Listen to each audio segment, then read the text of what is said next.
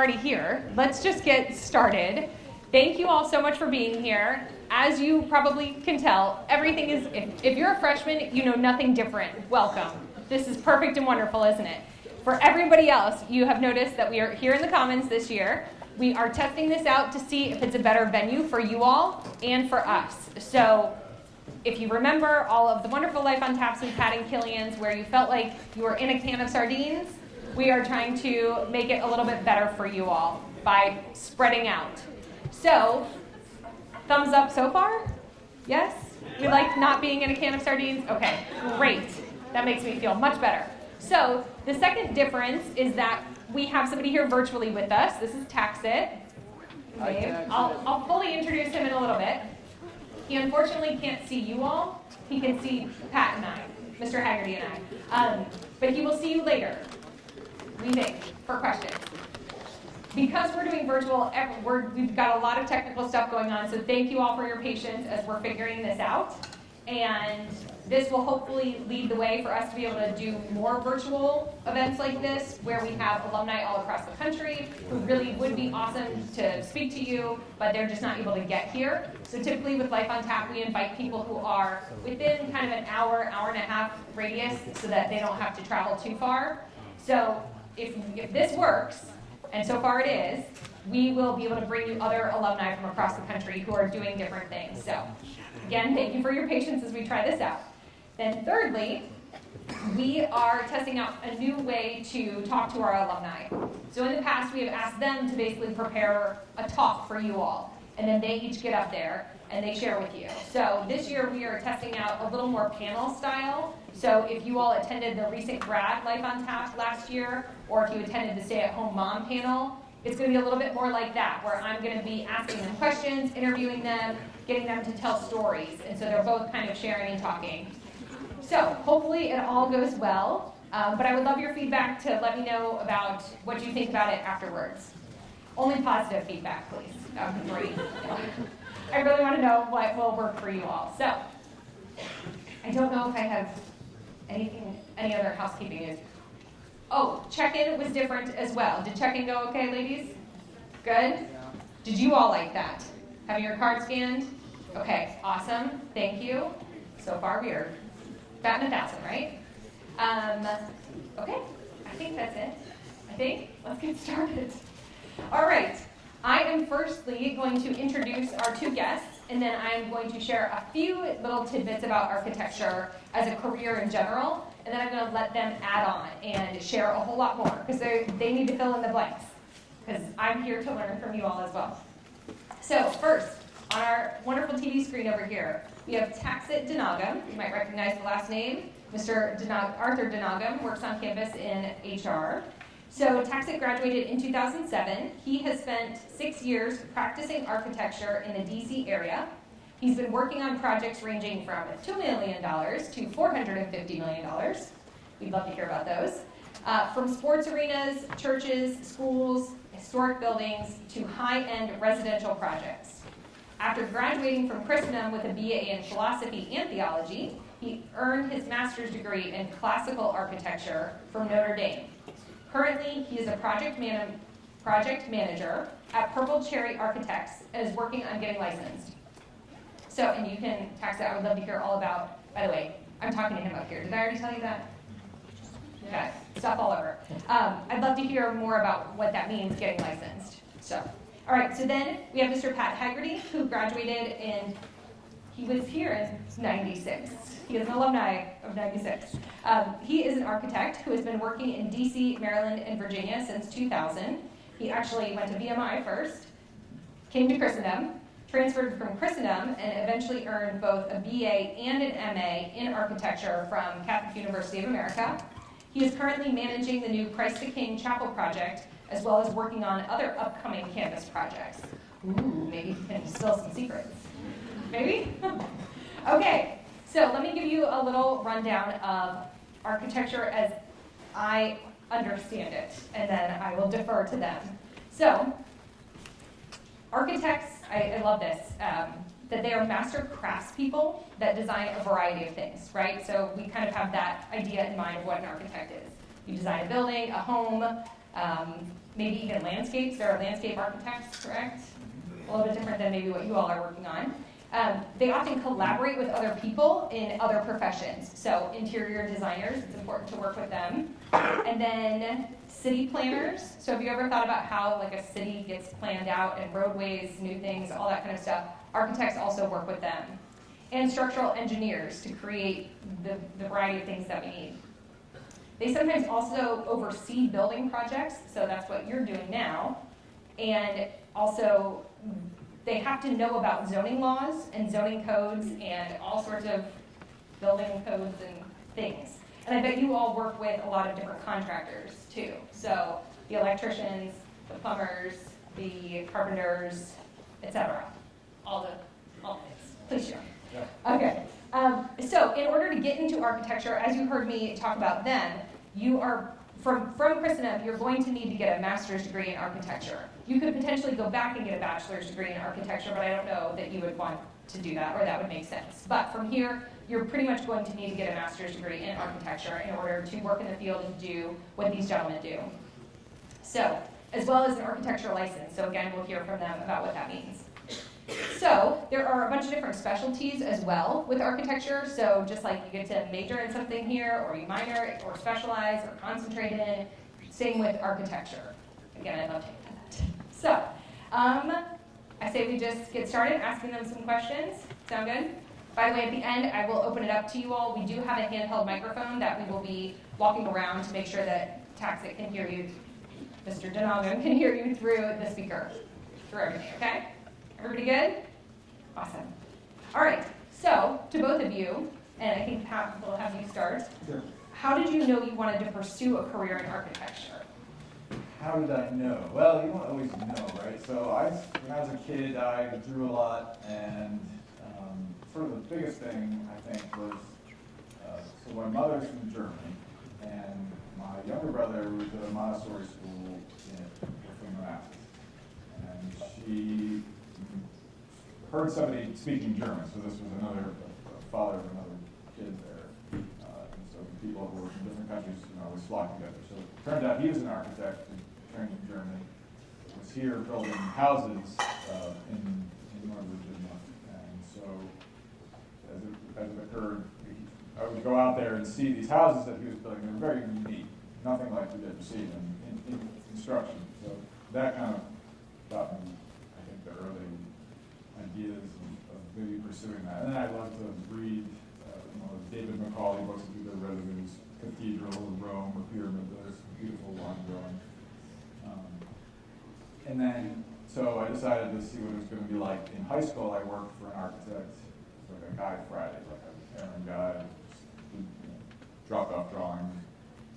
Hated it because what they did at the time was paid the bills, but it was not all that particularly interesting about it all. And I thought I would be an architect. So then I said, well, I'll do mechanical engineering because I like to take hard stuff. At VMI, and I went through the whole rad line at VMI, and that was lots of fun. But then I decided that wasn't really the place to do something here, which was fantastic. Although the ghosts or Christendom, I had a lot of fun. Maybe not so much studying. My word of advice: study more than have fun. So then I took a semester off and was a very poor person and realized that I needed to get an actual degree in something. So through a series of events, applied at Catholic U, and then that started the whole process. I basically started over because I was a knucklehead and hadn't really put in the effort. So then I went through and got my undergrad and my master's at Catholic. So and where I ended up with the degree, but that's only part of the battle, right? So then the rest of it is working with firms and getting experience that way. Architecture is a very long profession. It's not something that's you learn at a school and then you're doing it right away. There's so many facets and so many particular things and details, and Taksit would, I'm sure, agree to this, that it's a very long amount of time from when you start actually practicing to when you actually get a semblance of being good at it. In fact, just not to shy anybody away from it, but the old adage that architects start hitting their stride when they're 50, so. Okay. Long haul, long haul. I was just about to comment that there's a thing saying that you can only really start doing philosophy when you're 50 and you have enough life experience. Is that it's with architecture? Very true. You can only really start doing architecture when you're 50 and you have enough experience with all the details. Absolutely. Wonderful. That's really good to know. So, Okay. Well, Taksit, why don't you go ahead and tell us a little bit about how you kind of discovered that you wanted to be an architect and what your path has been, and then I would love for both of you to share about a little bit more on what you said. It's actually been a long road, so you got the degree, but then what happens next? So if you want to share about your path. It's fun how similar many of Pat's points were to my own life. So when I was young, I loved drawing, and I loved science, and I loved math, and I was good at all of these things. And it was really hard for me to kind of peg where I wanted to go.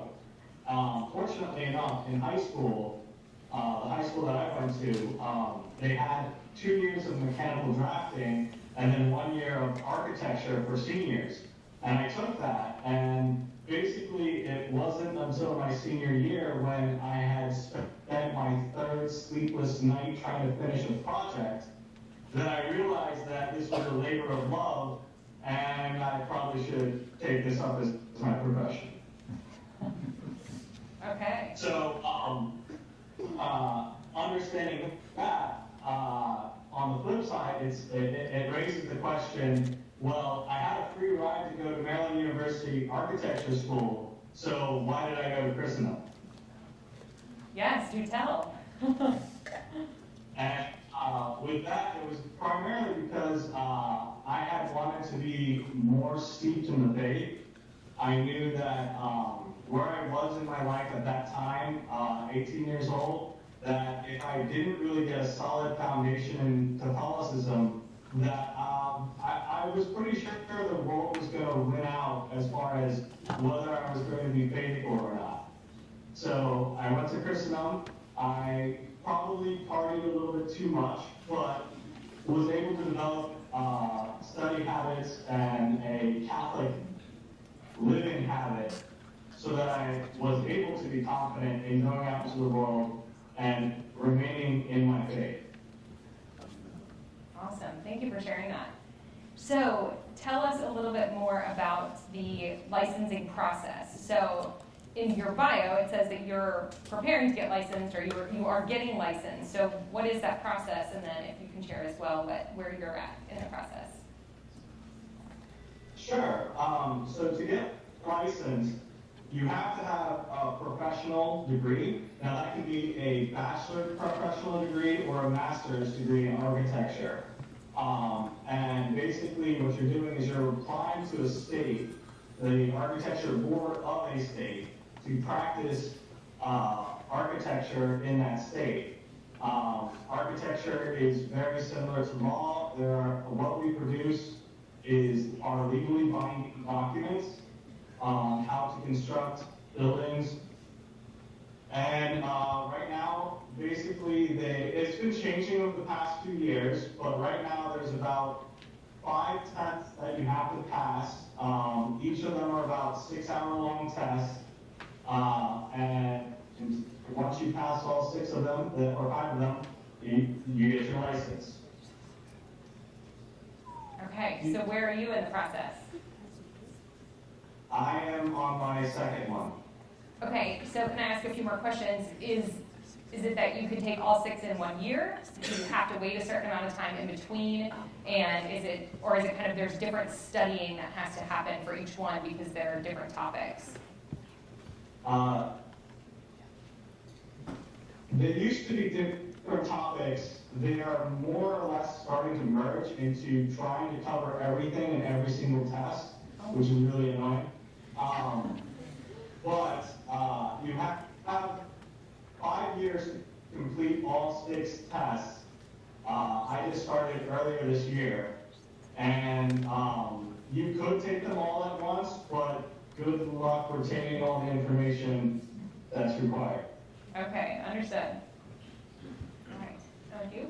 Yeah, well, prior to that, you have to log, like, I don't know, what is it, 1,000, 2,000 hours in particular topics relating to those tests. And that's a whole mentorship program that you have to do with a registered architect in order to actually even sit for the test. So I'm licensed. I got just to preface it, not all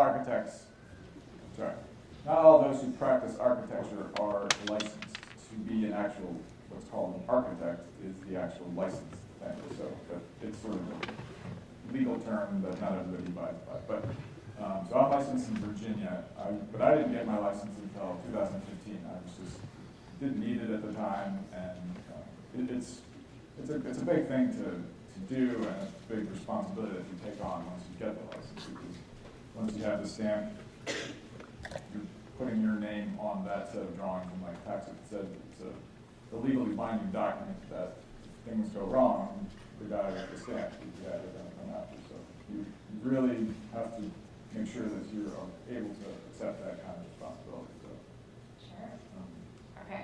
That leads me to another question. With what are you able to do without a license? And what do you have to wait until you have a license for to do? Does that make sense? So, as Pat was just saying, he can claim the title of architecture in the state, or architect in the state of Virginia. Technically, by all the national rules, if he was to go to Texas and claim that he was an architect, the Texas board would fine him, which is really annoying. I cannot claim the title of architect. I have to claim architectural designer. And although I might put all the legal documents and do a majority of the design and documentation and legal legwork for a project, I have to rely on an architect's seal, somebody else from the firm, to put their seal on my documents. Okay, that's helpful. That makes more sense. but that's sort of all of the back behind the scenes stuff. I mean, that's not really why you guys are wanting to get started. Right. That's a lot of people. Right. Yeah. Okay, so let's get into why they might find this very interesting. So tell us about the day-to-day. What does your day-to-day work look like? Or maybe week to week or project to project, depending on how everything is structured. Yes, I mean, it does depend on whether you're doing commercial, residential, institutional. A project can greatly vary on what you're doing from day to day. It also depends on whether it's a new project or you're renovating an existing building. So from day to day, I'll be meeting with clients, sketching and designing, trying to envision what they want and what their desires are. From day to day, we consult with our consultants, which would be the structural, the mechanical, electrical, plumbing, as well as the city or the state for zoning and all of their regulations. If a building is existing, then we will go and do site visits and document all the existing conditions. So, yeah, there's a lot of variety on a day-to-day basis. And I think that's one of the most appealing parts of architecture is that you don't feel like you're necessarily routinely stuck doing the same thing every day. Right. I think that's one of the joys of architecture too, is it's a profession that is almost an amalgam of many different professions. It's a combination of art. You know, it's sort of known as the art and the science of enclosing space, but it also incorporates theory behind it, knowing what the space will do for the psyche of the person being in the space, right? So almost everything that you've been in, right? You spend most of your time in buildings, right? And most of those buildings were designed by an architect. Not all, sometimes they're designed by somebody who just is really good at design. But so you have to know a little bit about a whole lot of things, but many different things. You don't necessarily have to be an expert on each one of them. That's why you bring in consultants, like Taksit was saying. But it's got a wide-ranging breadth of knowledge, from philosophy down to knowing your history and how the different styles of architecture have played out and what architecture has done for civilizations, down to the science of how a building breathes, how the electrical systems work in the building, what the color temperatures of the light bulbs do to the space, how you keep water out to flash the buildings properly. So it's many different things. You can go from the macro of looking at how does the building fit into the space in the city, how does it front a street, an open green, another building, down to the design of the actual screw that holds the handle onto the cabinet that's in the kitchen. So and then you can be doing all those same things in one day. So sometimes a lot of the time you're sitting behind a computer clicking a mouse for 12 hours a day, but that's part of the ebbs and flows of the profession. Okay.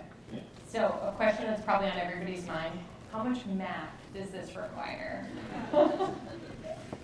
Any? That is always the question everybody always asks. I've heard from a lot of students, they're like, but you need to know math to do that. Not as much as you actually think there is. Okay. There's definitely, you need to know, when you go to school, you'll take courses in structures, in the mechanics of how forces are translated into the building, how buildings take loads from the wind, from earthquake. But really, you're only getting sort of a broad brush picture of it. You need to be able to know enough to be able to communicate with the people who really know what you're talking about, which is a lot of the consultant engineers that we work with. Because modern buildings are so, and when I say modern, I don't mean modernist in that sense. Temporary buildings that we work with now, rather than 200 years ago, are so complicated. There's so many systems, there's mechanical, air conditioning, electrical, that you almost can't, you wouldn't be able to build a building all by yourself without all these other people helping you. So, but you have to know how to talk to them and know what their language is. So, basically, I've always known that the more you know about anything, you can always work it back to improving your knowledge on architecture. Okay.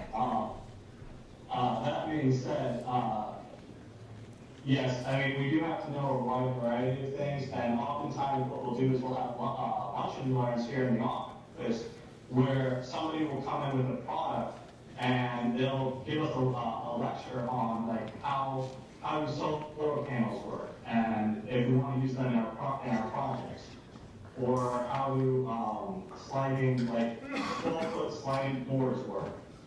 So there's a variety of things that we need to learn about and keep us up to date in architecture and being able to provide the services that we do. Okay, so there's a lot of continuing education that happens once you get in there. Wonderful. Yeah. So I'd love to hear a little bit more about, Pat, you said sitting in front of a computer, clicking on it all, 12 hours a day. What is it that you're doing on the computer, and what software programs maybe do you need to be familiar with? Because in researching it with a couple of students who are interested in maybe interior design or interior decorating or architecture, a few things have come up, and so then it made me think, what do you all need to know? What's good to know? What do you typically use when you're actually doing the designing? well, I mean, I've always thought that when you go to work in a firm, you'll learn whatever software they use. And yeah, sometimes it's good to have, and you need to have a little bit of background on whatever software's out there, and you'll get that in schooling anyways, but that's not where you should spend all of your time. You'll learn it, and you'll figure out how to, or everybody here is computer literate, so it's not like you're learning how to turn a computer on for the first time, so. Hopefully. Well, and even if you are, you're here, and so you've made it this far, you can figure out how to use the computer. So that's not where I think the focus is. The computer is really just a tool, right? So it's like anything. I mean, when I was in school, we were learning on computers were really sort of just getting melded into the academic part of it. part of the curriculum, but we learned on parallel rules, this is a sliding thing, and it was all drafting, so I learned how to draft and then also learned how to pick up the computer stuff. So don't think that that's a hindrance to doing it. And in fact, there's some architects, in some places that don't use the computer at all. And you can't. All you're trying to do is the computer is just aiding you in communicating an idea or communicating to someone else how to do something, right?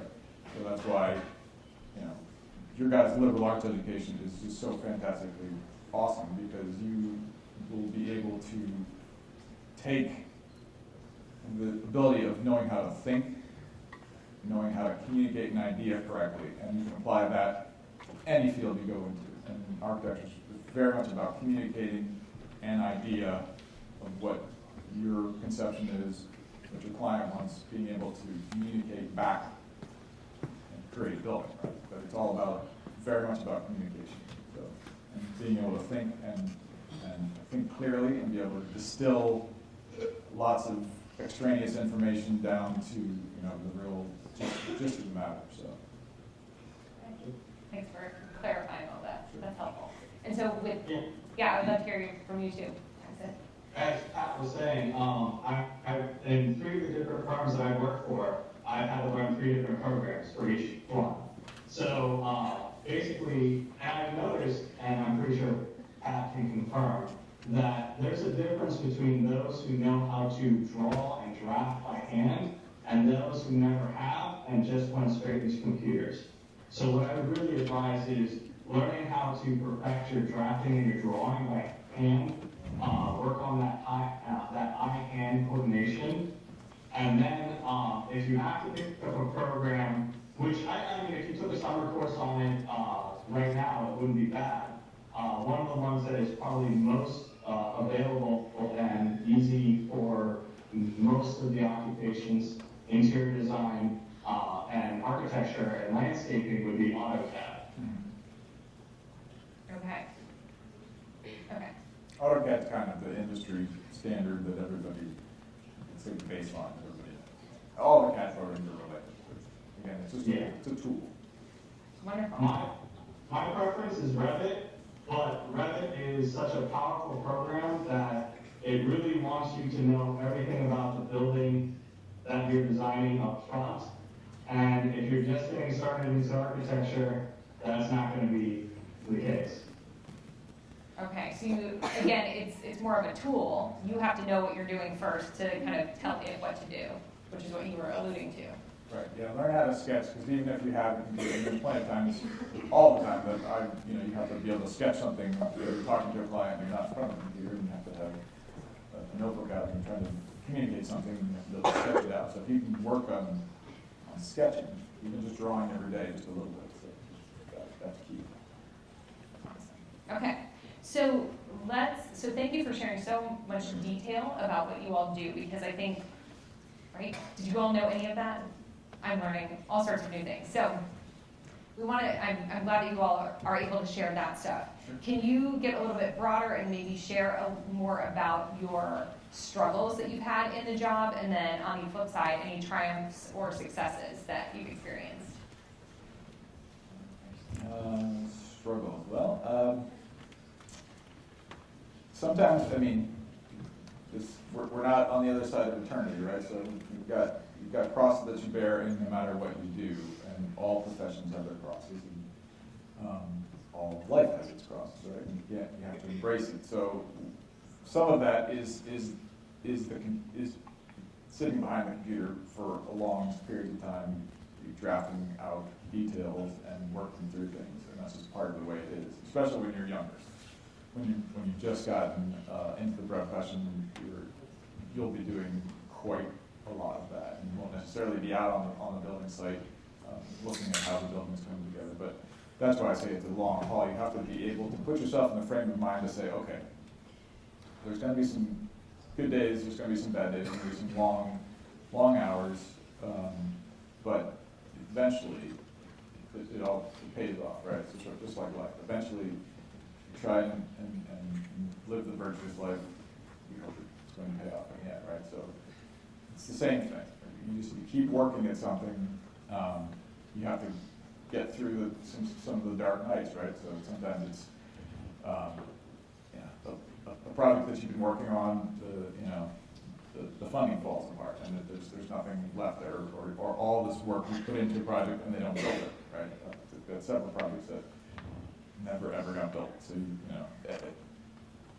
sometimes those are very frustrating. But then there are projects where you've gone through, you slog through it all, and then you get to go and see the finished product, and you get to see the client and the reaction of the people that use the building. So it's just a matter of knowing that you're going to get through it, because there are going to be some, in any profession you guys go into, you're a mom, you're a dad, you're whatever. It's not all walk in the park every single day. So. Okay. Yeah. Yes. Okay. Taksit, what about you? What are some struggles and triumphs that you've had? Yeah, I mean, one of the most common struggles is you'll have easy clients and you'll have difficult clients. And it's all about trying to work with the difficult people and circumstances and trying to construct a beautiful building that serves everybody in the end. And then you'll also be doing things that you don't like. I remember as an intern, there was this one particular project that I was not too happy about. So I was in South Bend, and we had a house renovation to do. And as we were going to the house, I was informed that this particular house was a duplex, so two houses put together. And it had served as a Planned Parenthood at one time. And shortly after the Planned Parenthood had went out of business, two Wiccans bought the house and turned parts of it into a dumpster. And so I was in this house with no electricity, all the lights off, having to measure everything and document renovations. Wow. Luckily, I was going to a traditional Trinitine parish nearby with the fraternity of St. Peter, and I was able to convince Father, since I was one of the servers at the Mass, to come and do an exorcism.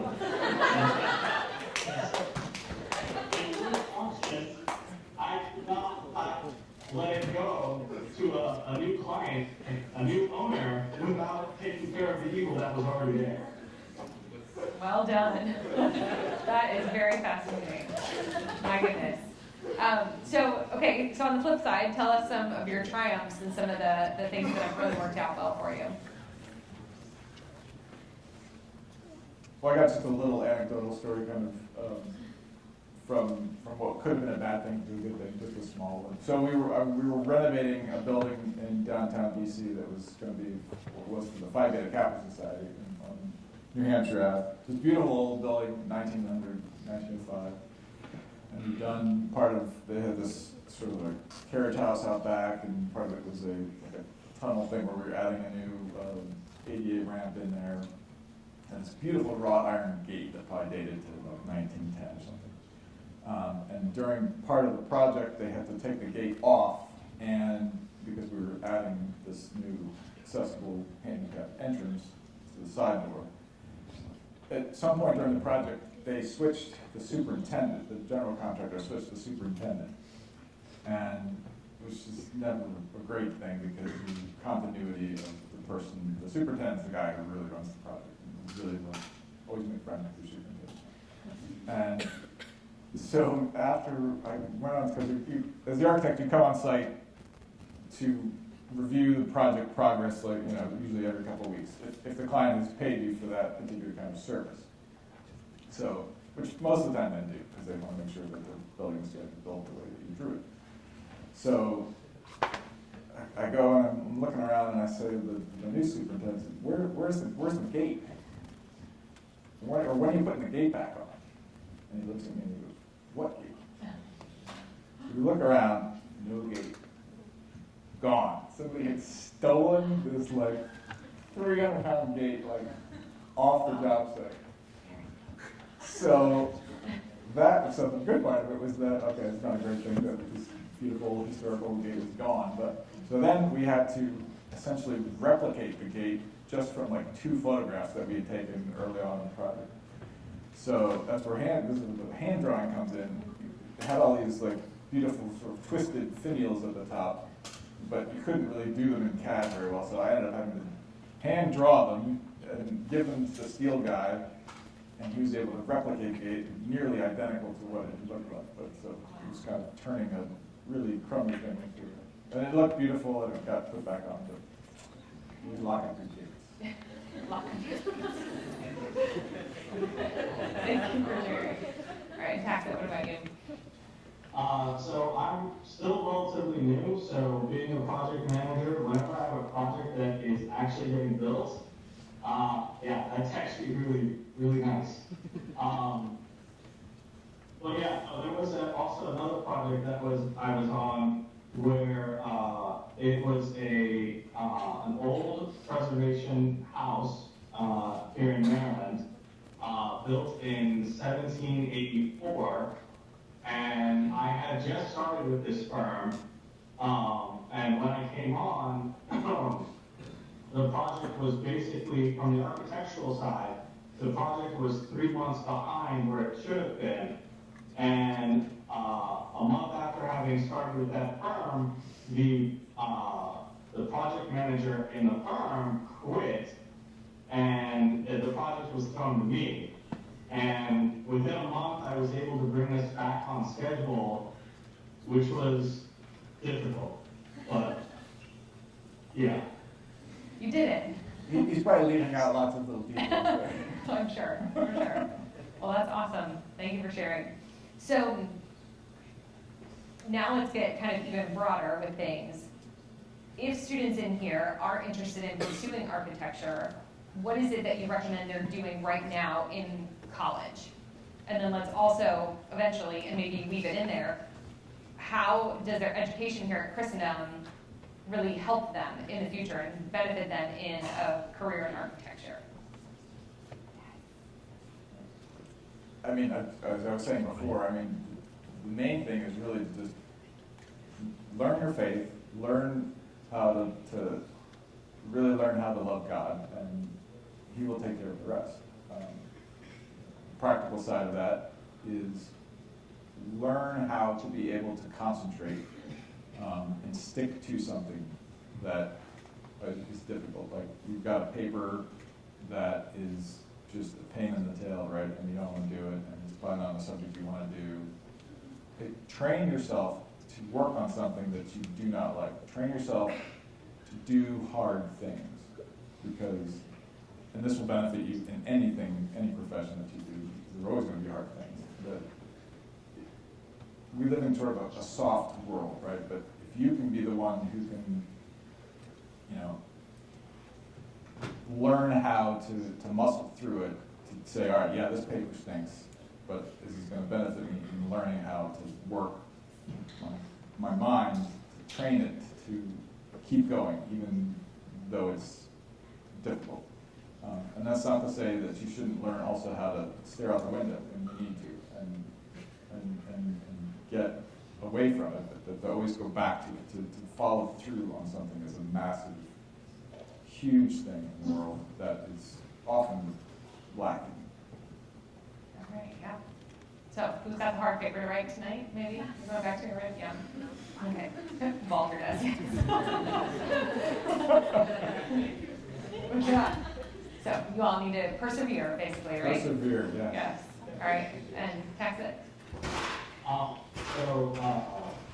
would say that Christendom really helps in being able to form your mind in the habit of seeing the truth of matters, being really able to analyze and dissect the multitude of things that you have to understand in architecture, and really get down to the nuts and bolts, and walk away being confident in your understanding of what you just learned.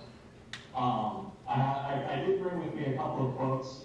So I have one here from Vitruvius, who was one of the early architects, well, not architects, but he was the first person to write a treatise on architecture. And he says that architects who sought to be skilled with their hands without formal education have never been able to reach a position of authority in return for their labors, while those who relied only on reasoning and scholarship were clearly pursuing the shadow, not the substance. But those who have a thorough knowledge of both, like men fully armed, have more quickly attained their goals with authority. So in that sense, what Pat and I have said before is really work on, right now, drawing, getting your drafting to a skill level, at which point you can then apply to universities.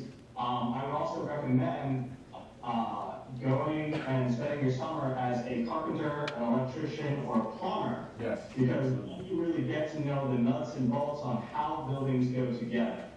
Just apprentice yourself. It'll be, it won't be the funnest work, but you will gain invaluable knowledge on buildings.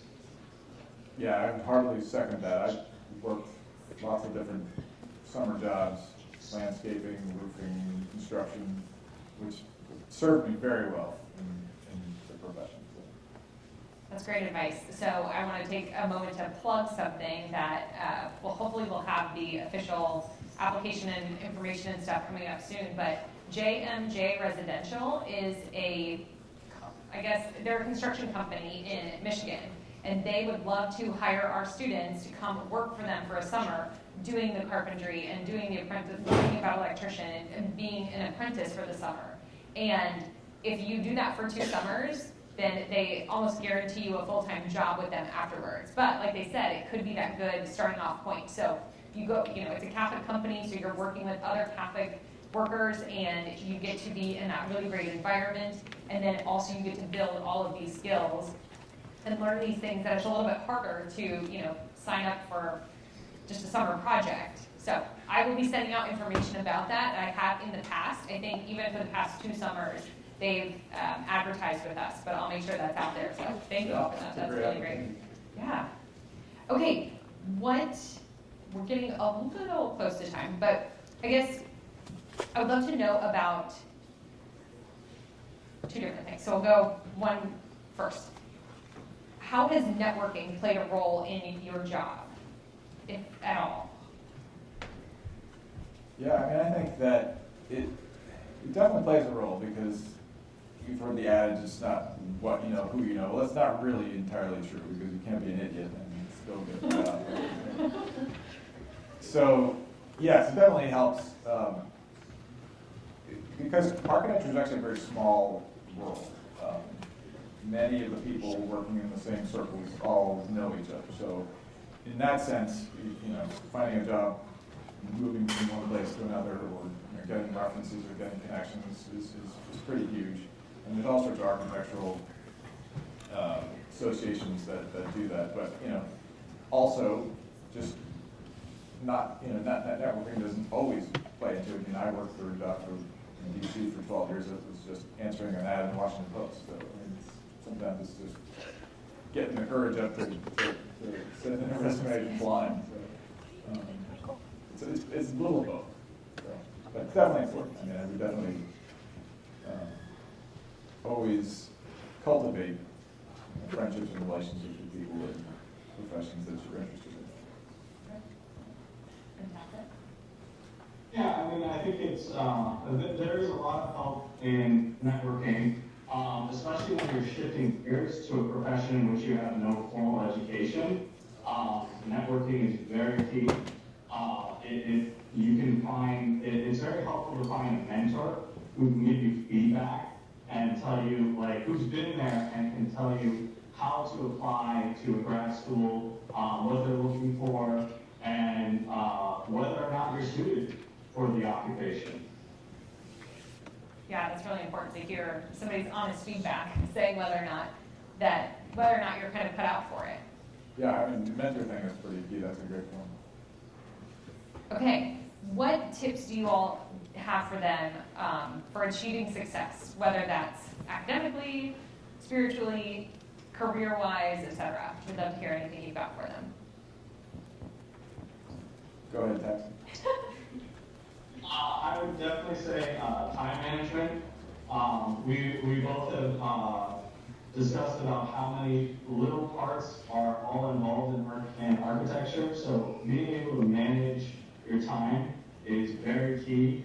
I would argue that right now, while you're free from familial responsibilities, push yourself hard to try and learn as much as you can, and to push yourself into those fields, into architecture if you want to.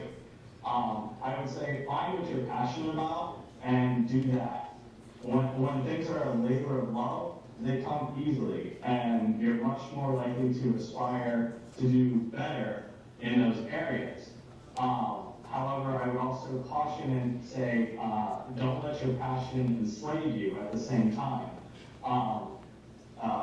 There are several phrases in architecture, especially in academics, where I've heard throughout my years in grad school where they would say, I'll sleep when I'm dead, or architecture is a jealous mistress, or our blood is made of coffee. Yes, it's good to push yourself, but don't let your passions overrule you. Have the humility to be able to take the time that you need to do things.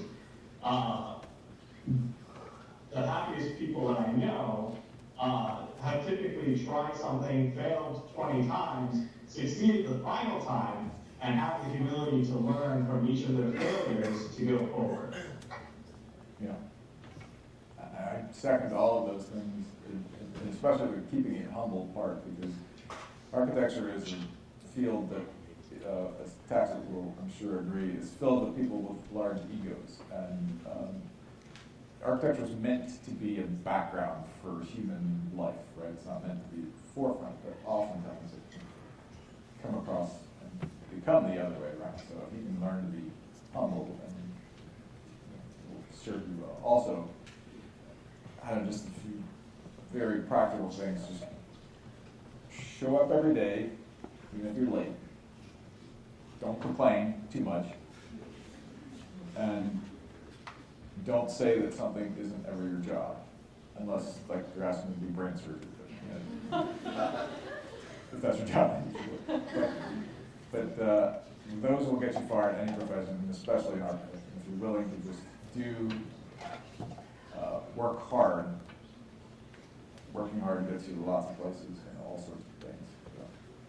Wonderful. Yeah. What good advice. Thank you all. So, I have so many questions, but we'll do this one and then I'll ask the last one. But so, how are you both working to restore all things in Christ through your jobs? I'm building a chapel. You get a free pass. Taksit, you go. No. I have a quote from Pope Benedict that really is apt for this. The only effective apologia for Christianity comes down to two arguments: the saints the church has produced, and the art which has grown in her womb. Better witness is born to the Lord by the splendor of holiness and art, which have arisen in the community of believers, than by the clever excuses which apologetics has come up with to justify the dark sides, which sadly are so frequent in the church's human history. If the church is to continue to transform and humanize the world, how can she dispense with her beauty and the beauty in her liturgies? That beauty which is so closely linked with love and with the radiance of the resurrection. No, Christians must not be too easily satisfied. They must make their church into a place where beauty and hence truth is at home. Without this, the world becomes the first circle of hell. Wow, thank you. All right. So, my final question before I turn it over to you all to ask questions. What did I not ask that you think they should know about? What have we not talked about yet?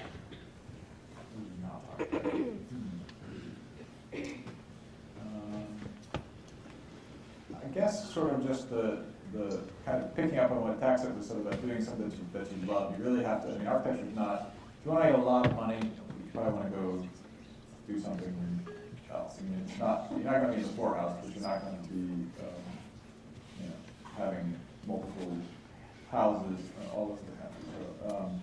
Even if you get to design them? Those cost money to build. It's a tricky One of thing. my professors would always say, if you want to make money in architecture, you have to start off with a fortune, and then you make a smaller fortune. But sort of the why you go into it, it's creating beautiful buildings, right? So how to look, part of what I think you want to kind of investigate while you're here, and this is the perfect place to do, is like what makes something beautiful, and what are the components of beauty, and how can you go about learning that? As Taksit had that great quote, beauty is what's going to save the world, right? We make beautiful things. We're surrounded by an ugly culture, right? Ugly in many various aspects. And you guys have a very special calling, right? You're here for a reason, and you're going to have a big responsibility on you that once you graduate to go out and restore all things, right? So if you go into architecture, architecture is full of really ugly things, and it's very modernistly dominated. There's a lot of Taksit, a lot of those folks out there are starting to bring that back. But you're going up against some pretty steep opposition that is working against what you will be wanting to try to do. So, but if you can learn what transcendent beauty is through our Lord and through all the things that you learn here, then you can translate that and then set the world on fire. And Taksit, did you have anything else that you wanted to add that we didn't talk about yet? Yeah, no, I would just like to add to what Pat was saying, that there are a lot of pitfalls that come in architecture. It's very easy to make architecture into a god in many people's lives.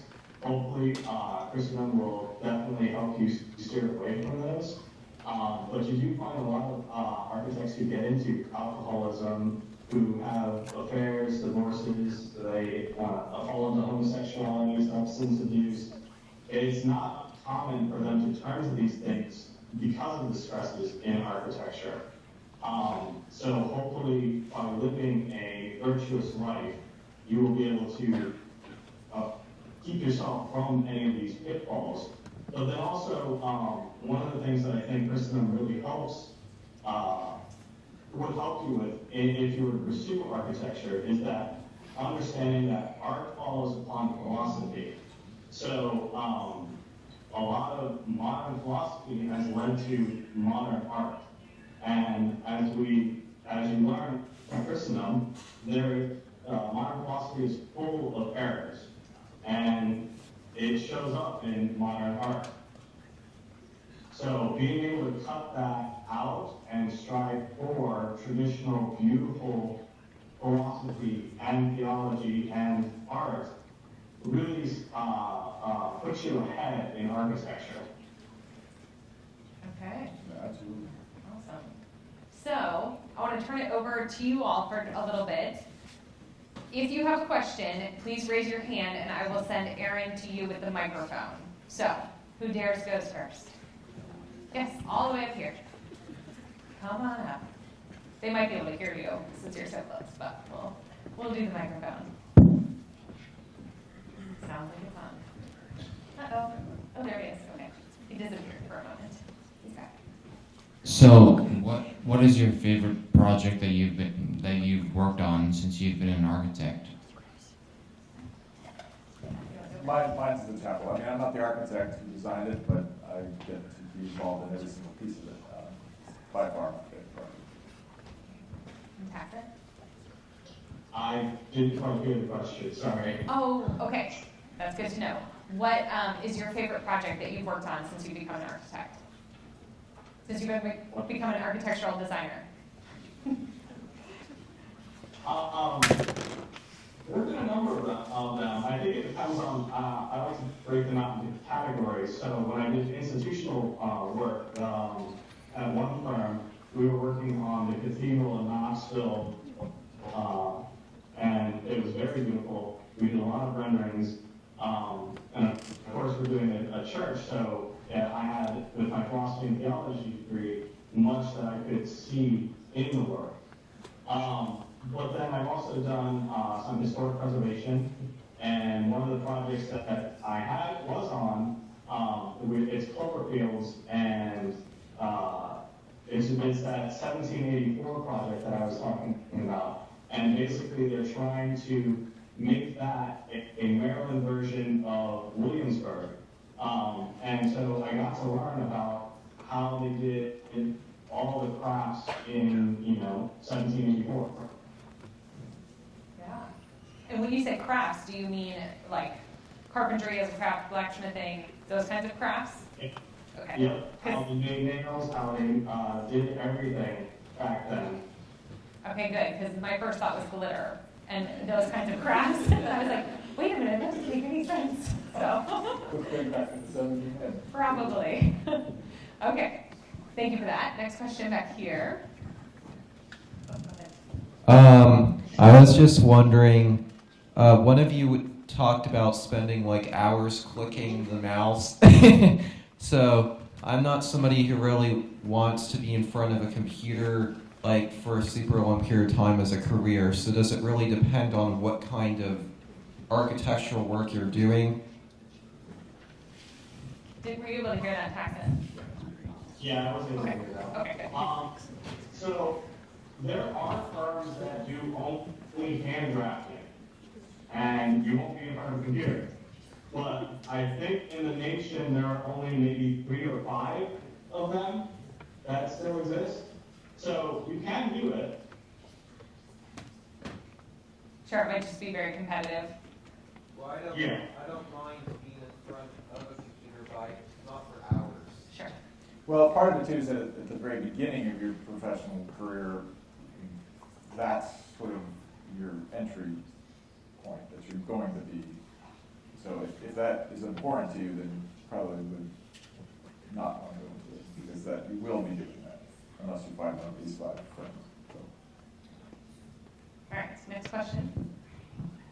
I was wondering if how many women are in the industry, and then also if it's impractical good to go into, like you mentioned, you're not going to get actually become an architect until you're like 50 years old. If you want to become a mom and like take care of kids, is it really even practical to do it for a few years before you get married and start having kids? So what was the first part of the question? Sorry. How many women are in Oh, how many Yes. minutes? Yes. Actually, I'm surprising about the, I don't know, I'd say it's a 1 to 3 ratio maybe. Pretty high degree, I think. As far as, It's kind of work. yeah. The firm that I'm in, we have 20 architects, only 3 of us are guys. Oh, wow. Okay.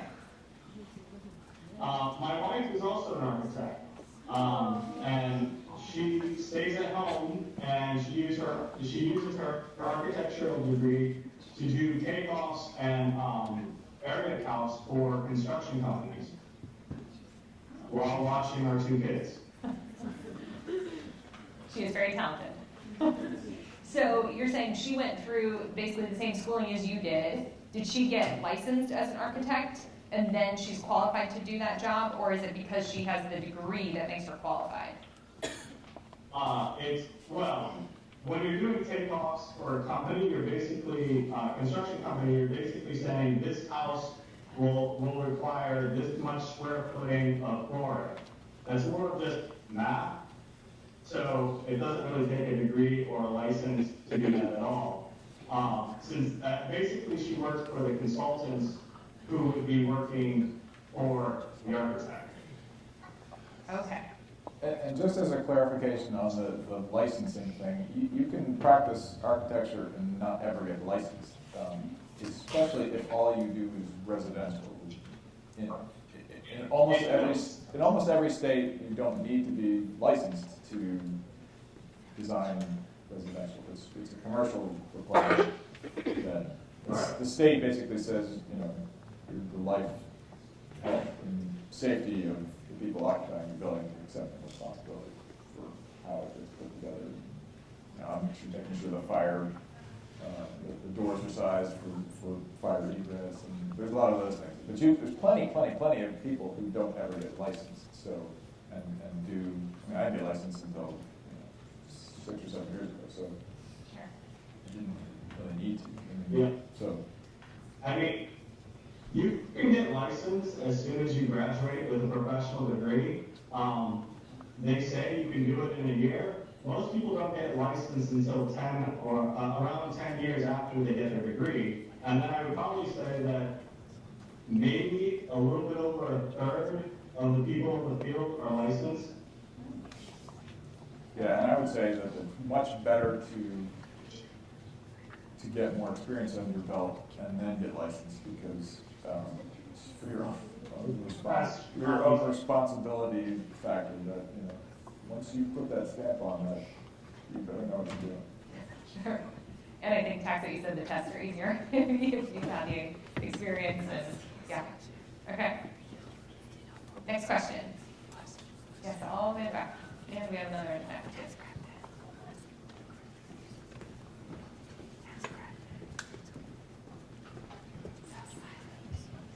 Hello, I was just wondering, you talked about building with an intent to restore a classical order and beauty into the things that you design, and so I was wondering what kinds of buildings you've worked on, and with your end in mind, what have the buildings looked like in the end? So are you kind of saying how close to what they envisioned did they end up being? More just what distinguishes their architectural aim from the majority of architects? What do the buildings look like that makes them different? Right. Well, I tell you what, I mean, I worked, when I went to Catholic, it's changed a little bit, but very modern heavy. So I was actually schooled very much in contemporary styles. And it's only been over the last 15 years that I've sort of investigated the traditional side of things. So a lot of the projects I worked on early on were in a very modern style. And not that all modern styles are bad and evil. There's plenty of good, well-done buildings that are in that style. But there's probably a preponderance of more that's bad. So my styles have sort of evolved over the last couple decade or so. But I don't know if that answers your question specifically, but Taksit probably answered better since he schooled specifically in traditional Bach. I didn't quite hear the question. Oh, okay. So I think he was talking about, with you being trained and educated in classical architecture, what makes your style of architecture different from somebody else, and something else that we would see? Okay. I mean, in traditional architecture, and there's a lot of traditions, so that, anyway. A lot of modern architecture is built around trying to do something new, and trying to break rules. Traditional architecture is usually focused on trying to get proportions correct and trying to make something that is pleasing to the eye. That's usually where the focus is. Tradition also usually carries with it a lot more details, whereas modernism generally tends to strip your details away. Okay, that's really helpful. Did that answer your question? Okay, thanks. All right, Anna? Yes, thank you. I was wondering if you guys could talk about the distinction between architecture and engineering. Like, is architecture a branch of engineering, or how does it work with engineering? Like, what is that like? So Engineering, there's very many different kinds of engineering. There's computer engineering, there's mechanical, electrical, plumbing, civil engineering. So an engineer really is a specialist, and the architect is sort of a generalist, right? So they're related, and there are certain overlaps that happen between what we do and what they do. Generally, they are extremely, well, the little adage that probably best sums it up, this old joke that the architect knows a little bit about everything, the engineer knows a lot about one particular thing, and the contractor thinks he knows everything about everything. So yeah, they're very specific on a particular thing, and they answer questions very specific. We're try to be more. We have to be more general because we can't know all the specifics. If that kind of answers the Taksit, would you agree? Yeah, I mean, the HVAC mechanical engineer will know about how many BTUs are necessary for the flow of the HVAC system in a building. All I have to know is that a building of this size generally takes this much, and as long as it's in the ballpark, we're good to go. Okay. Right, and then, just getting back to that sort of technical side of things, they have their own licensing, right? So they take on responsibility for specific, like the structural engineer takes on responsibility for the way the building stands up, right? So Yeah, the architect basically just has to be competent enough that he knows that the system will work as it is designed to work. He doesn't have to know all the nuts and bolts and everything about the system, just that it will function correctly. Okay. All right. I think we have at least one more question. Hello. Have you ever played Minecraft before? Because I play that, and like you build houses in it. So like, is that like architecture? Because like you build a house. I have never played Minecraft, so I really can't answer the question. But You like cut down trees and like build a house. Okay, hold on. Taksit has a response. Yes. Sir? I played similar games when I was younger. Not really. Not as close to, if you have a Lego set, is that really building? Yeah. Yeah. But not really. We're more focused on design, I think, in those kind of settings. You're not so much understanding the nuts and bolts and all the intricacies of an actual building. Okay, thanks. Yes, last question, and then we'll kind of wrap up. I have two short questions. So one, how's the job stability in architecture, and how confident that you would keep your job in a recession or something similar? Two, do you receive bonuses depending on project completion or project progress? Great questions, thanks. Bonuses are really depending upon the person you're working for. Depends on whether the firm's had a good year. I mean, an architecture firm is a for-profit enterprise, right? So they're trying to make money. So then at the end of the year, there's money left over the bonuses that are. If it's a fantastic year, then you probably get a bonus. But the job security thing, the unfortunate part about architecture is that during recessions, architects don't do so well because it's contingent. If there's nobody building buildings, you don't need an architect to design a building. So it is not a recession-proof profession. And Taksit, did you have anything to add? Yeah, I would say that during recessions, it also somewhat depends on the architecture field that you're in. The one that I'm in right now, since we are doing basically $2 to $10 million houses, because the wealthy usually have more stability and usually can write out the sessions. During COVID, actually, we picked up building and had to hire 6 more people to do all the buildings that we're doing right now. So it depends. And also, as far as bonuses, I think it kind of depends on the size of the firm. Your mid-tier and your larger firms are going to more likely to have bonuses. If your firm is like 5 people, not so much. Okay, that's really helpful. Okay, well, I think we've covered all of it, probably not all of it, but we've covered a lot tonight. So hopefully you all learned a ton from them.